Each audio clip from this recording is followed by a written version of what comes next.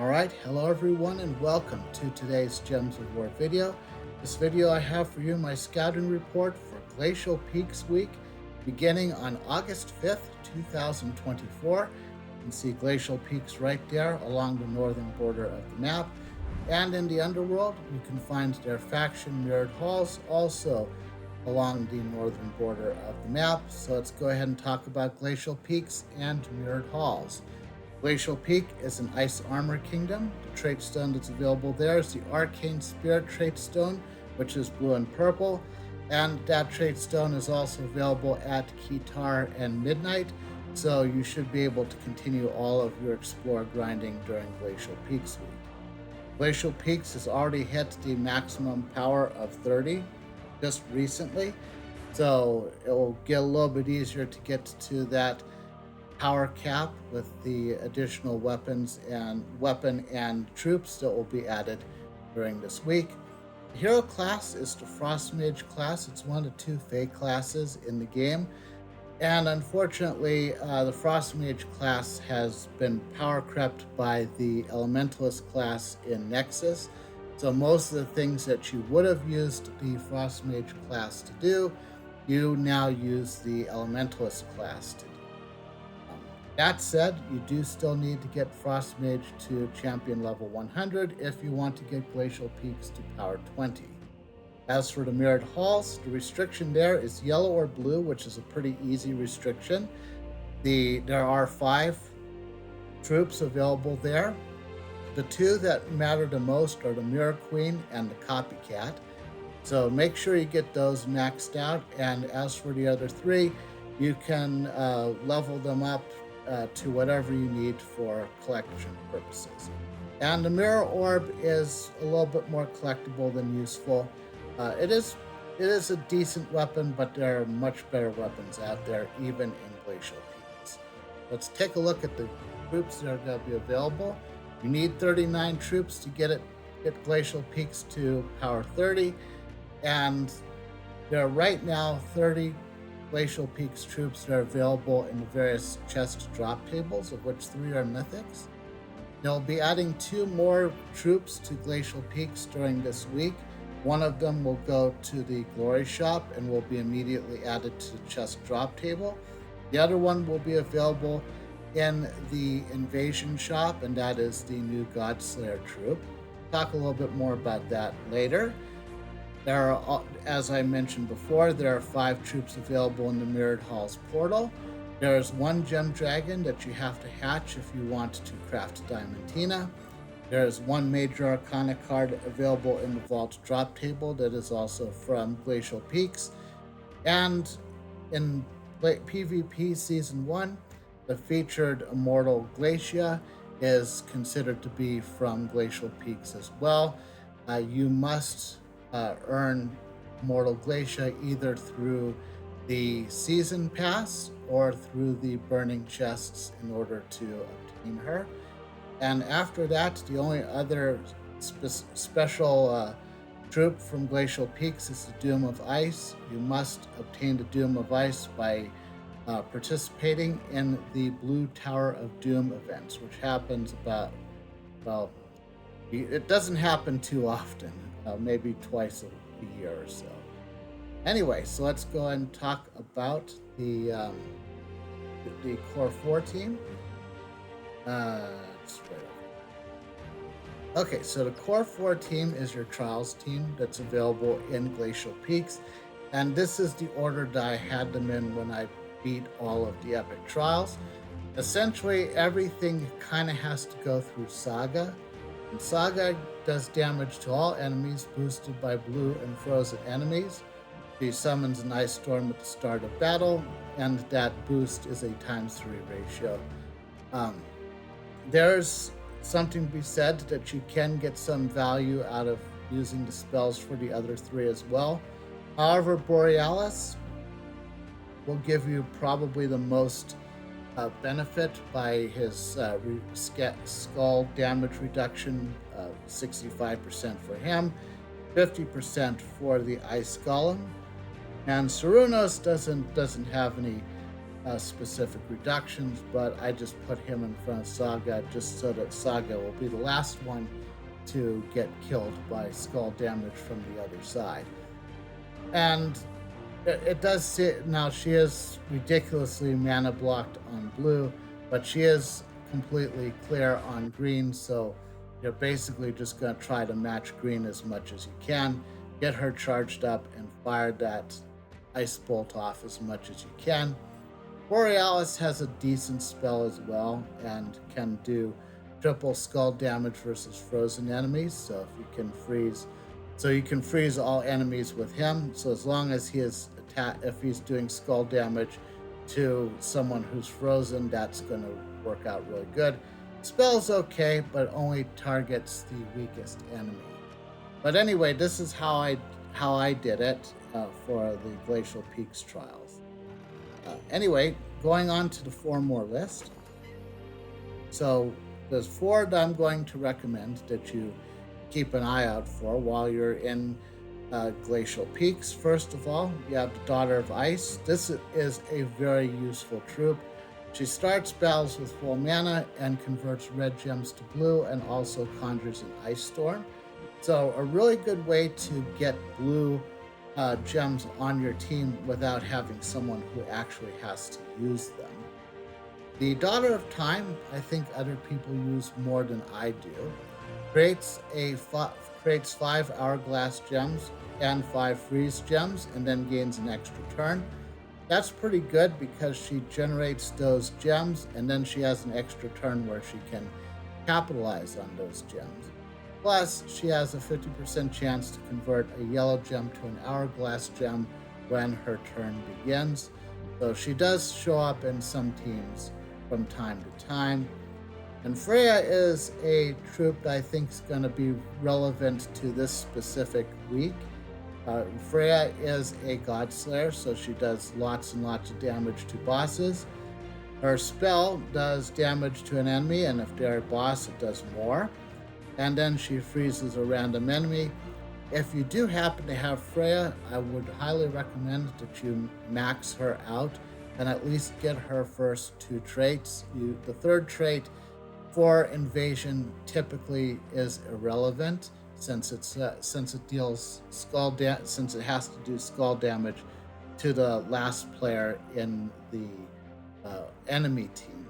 But yes, get her to level 20 if you can, and the first 2 traits if possible. And then as far as the base mythics, there are currently the 3 base mythics and the 2 that count as base mythics. There's a total of 5 of them. If you're playing the PvP Season 1, you will end up with Immortal Glacia at one point or another. So I don't necessarily say I have to recommend it, but I do recommend that you play PvP, at least get a good cross-section of some of the Immortals out there, and you'll probably, if you do that, you'll get Immortal Glacia one way or the other, since she is the featured Immortal in this season. And again, if you're going for Diamantina, you'll have to get this dragon along with her. So that just leaves the other 3. And I think as far as the ones that you're going to be waiting for in Soul Forge to try to craft, it's really kind of down to the King of Ravens or Skady. For me personally, and this is a very, very close call, I prefer Skady. Skady creates an Ice Storm at the start of every turn, and she freezes and mana burns the first 2 enemies, knocks them to last position, and summons Queen Mab. Of course, that means that you need Queen Mab as well, and she is a base legendary that mana burns all enemies, and if there are 13 or more blue gems on the board, she gains an extra turn. She also freezes a random enemy on 4 or 5 gem matches. It's not as good as some of the Elementalist teams, but this is a team comp that you can use during Glacial Peaks week. So overall, I would go for these 2. But if you get King of Ravens, I think you're going to be just fine. Leave this guy for absolute last.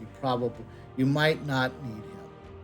if you don't already have. Okay, so let's go ahead to the weapons. There are currently 16 weapons available for Glacial Peaks, and one more will be available as part of the invasion event. So of the ones that and remember, you need to have 14 of these fully tempered in order to get to power 30. So of the ones that you really want to keep an eye out for, first of all, the Arboreal Crystal. It's not as relevant for Glacial Peaks teams themselves. However, they are very useful for elemental teams. So you will want to make sure that you have this one. As for some of the other ones, Glacial Crystal is very useful. Ice Sapphire I've used that from time to time as well. And yeah, the other ones are okay. Remember, you've got the option to pick up the Mirror Orb on Tuesday. And then the three near the top, first of all, we have the class weapon. And this is one, in my opinion, one of the best ones out there.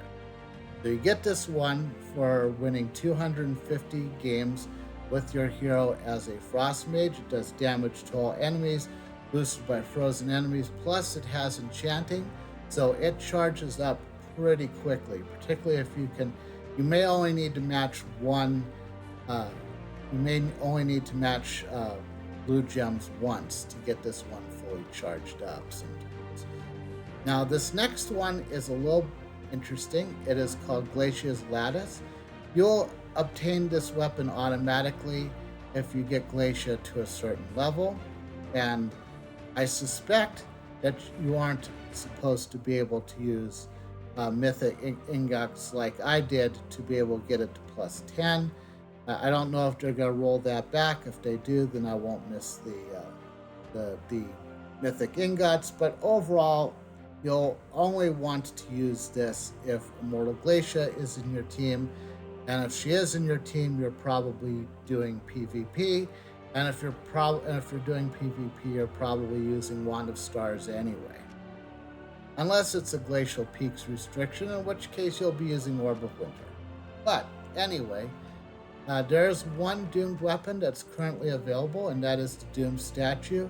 This is, while it is enchanting, it is also the tier of doomed weapons that is the lowest. So if you don't get this one, it's probably not that big of a deal. Just remember, you need 14 weapons, and this could be one of them if you have the right forge scrolls to be able to get it to plus 10. So anyway, 14 of these and you're good to go. As for the pets, you need 4 of these at level 20 plus 1 at any level. So Glacia's Kitterfly is automatically earned by getting Glacia to a certain level. They'll get to level 20 by continuing to level Immortal Glacia up. There is no other way to level this pet up with pet food or anything else. So it's probably not going to be one of your 4. Itty Bitty Yeti is probably the most important one to get. Make sure you get this pet during Pet Rescue. It won't be available this week, but it will be available at some point. Get that team bonus going, and that's really good. Of course, you also have the Starry Itty Bitty Yeti that you get by completing the Epic Trials. Get them both, and that's a really, really good stat bonus for Glacial Peaks teams. You also have the Snow Bunny, which gives you Water Gem Mastery. And the faction pet is the Mirror Mimic, and that is what you get for maxing out the Mirror Halls faction. Let's take a quick look at the events. So as I kind of mentioned earlier, the guild event for this week is going to be the raid boss. The restriction is going to be Glacial Peaks. So you'll be able to use the new God Slayer, or you can use Freya. You'll probably need to at least use one copy of the new God Slayer, because that's the one that's got double magic and will double your score for your guild. But having Freya as a backup in the same team will allow you to fire twice, and that's a little bit easier to pull off than having 2 copies of the new God Slayer. The weekly pet rescue is going to be Clawlock, which is a brand new International Cat Day cosmetic from Karakoth. Um, they, they didn't give you a new pet from Glacial Peaks, and while this doesn't give you any bonuses, it will give you at least some free gems from getting it to level 5, which you can do relatively easily. So make sure you get it. And then the Frost Mage class trial for everyone who does not have Frost Mage to champion level 100.